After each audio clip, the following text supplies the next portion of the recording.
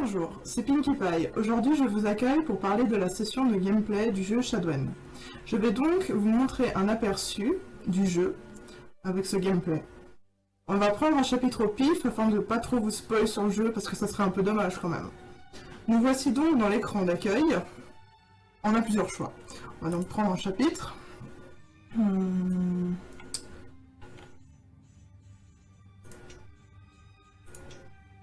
Il y a des points de contrôle aussi, ce qui est plutôt bien. Donc on va prendre celui-là au pif. Donc à chaque fois, entre chaque chapitre et point de contrôle, les deux personnages principaux se racontent un peu une histoire qu'on peut passer. Dear little girl, imagine all of this is only a story. Gruesome, bloody story. Donc nous voici dans le jeu. Alors ce qui est assez perturbant la première fois qu'on le prend, c'est que le jeu se met automatiquement en pause dès qu'on arrête de bouger. Donc pour ça, il faut se déplacer. Voici Lily, la fille avec qui on est. On a des coffres qui sont vides, parce que vu que j'ai déjà terminé le jeu, bah, ils se rechargent pas. Donc oui, même quand on saute, tout se met en pause, c'est assez génial. Un autre truc très pratique du jeu, c'est qu'on peut revenir en arrière. Donc voilà. Très pratique quand on a loupé un saut ou qu'on se fait choper par les gardes. On a un inventaire que j'ai complété parce qu'on peut construire les objets via des plans qu'on récolte.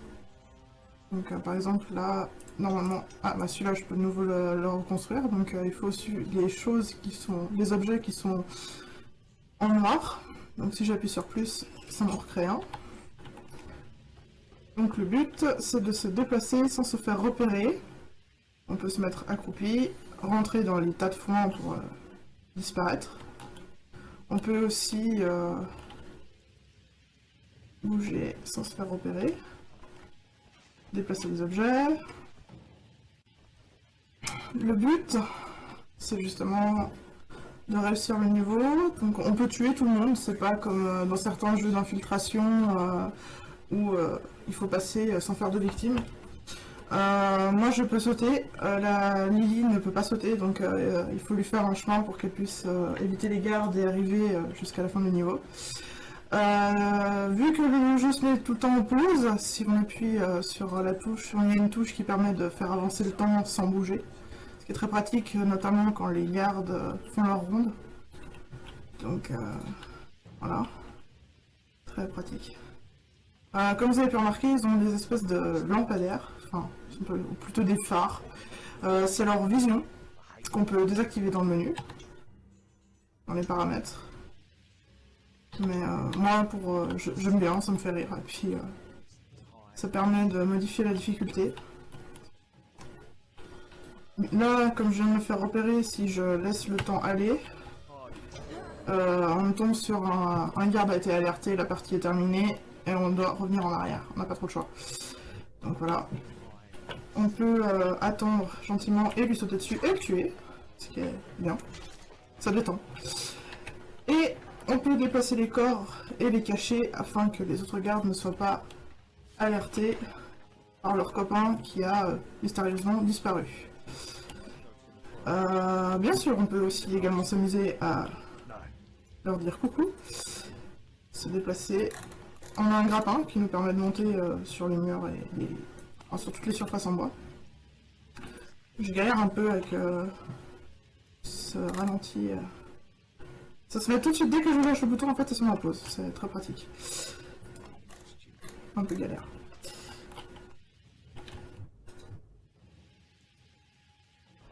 Voilà. Donc je suis en haut. Donc j'aime bien m'amuser à... Ce qui est très marrant, c'est qu'on peut presque tout faire.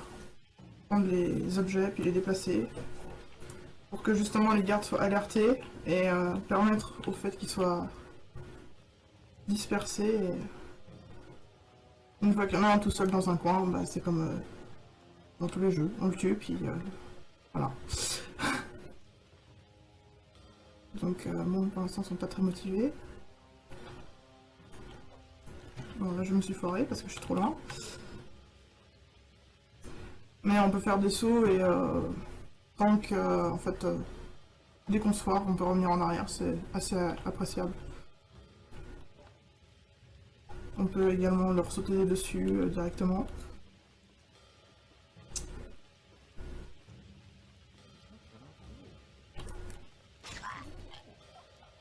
Là, ça va.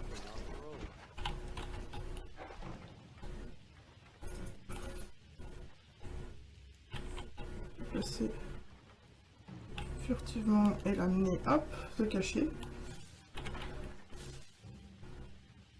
Et d'autres objets qui sont notamment très drôles, comme la mine, que je rigole bien à placer. Que j'arrive pas à placer.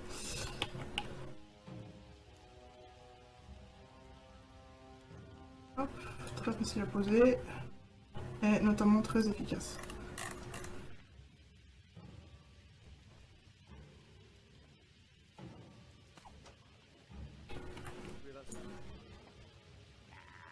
En espérant qu'il se déplace dessus, parce que bon... Très dommage quand même. Allez, petit. Non, ça m'intéresse pas. C'est bien.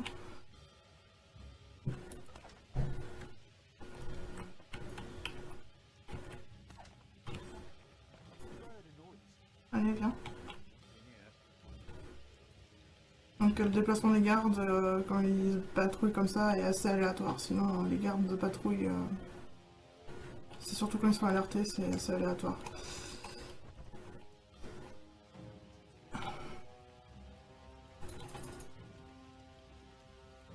Donc ouais.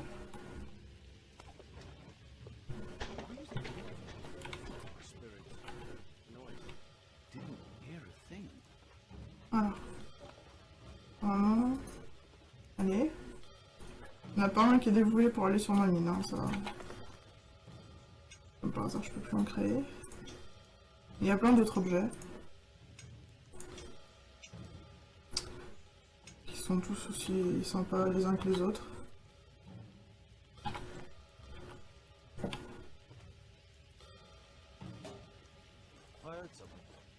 Voilà.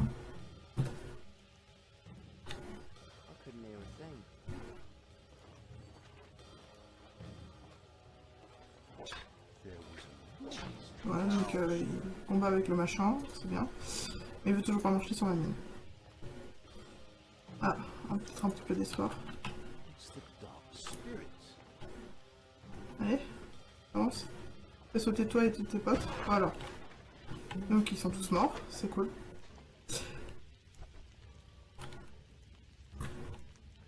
Comment finir un niveau rapidement en tuant tout le monde d'un coup.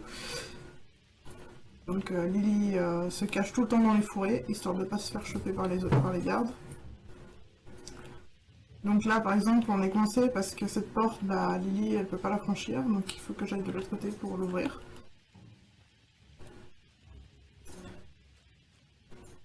Donc une astuce. Hop. On monte. Là il y a des gardes.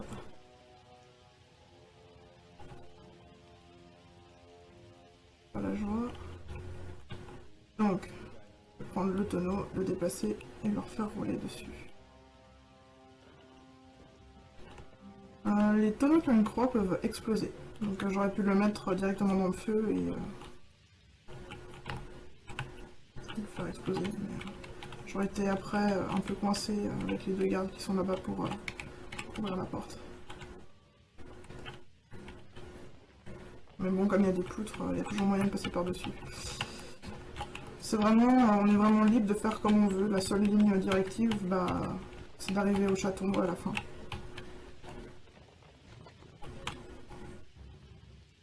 Et puis de pas se faire repérer. Si on ne veut pas les tuer, on ne les tue pas. Il suffit de faire diversion pour que Lily n'ait pas de soucis pour passer.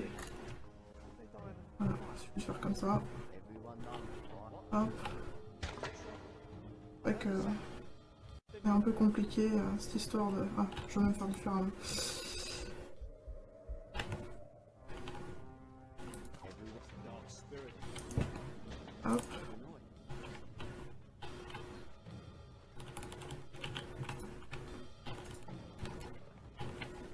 Et d'en tuer au moins un, mais ça va louper parce qu'ils sont trop avancés. Donc on va être un peu patiente. Je suis pas revenu assez. Hop!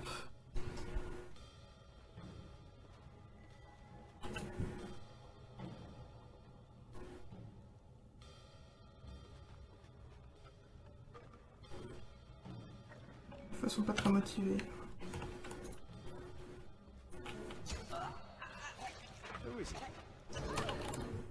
Et généralement, ils aiment pas quand leur pote meurt.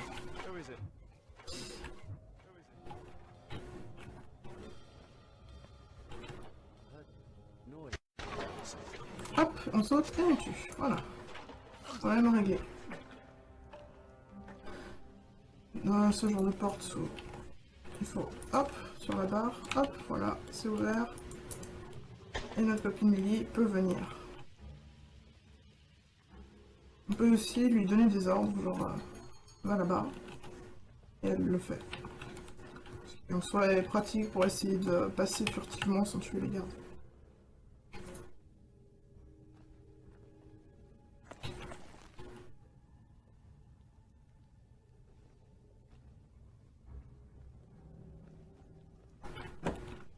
On peut pas courir plus vite que ça malheureusement, donc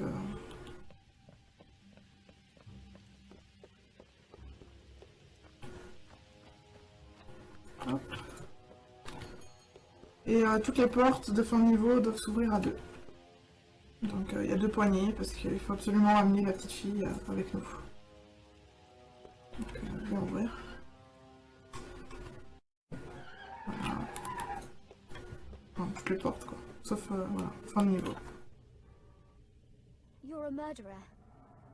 That I am. Are you going to murder me too? Would I have saved you just to kill you later? Maybe. L'écran de chargement est assez sobre mais assez intéressant car comme elle se parle et puis ça raconte une histoire, bah, c'est très intéressant. On peut suivre la petite histoire et les sous-titres sont bien. On cherche un tonneau pour le faire exploser, ça serait cool.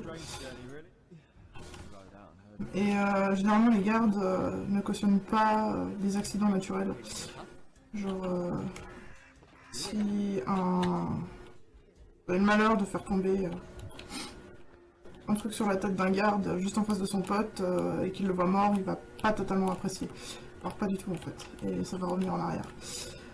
Donc faut éviter. Et ils aiment pas du tout qu'on court vers eux, donc on est mieux d'être accroupi. Donc voilà. Pas mal de petits trucs qui sont intéressants. Pour les objets de l'inventaire, je vous laisserai découvrir car il y a plusieurs trucs assez intéressants. Moi j'aime bien la mine parce que c'est marrant. Au moins c'est radical. Donc voilà.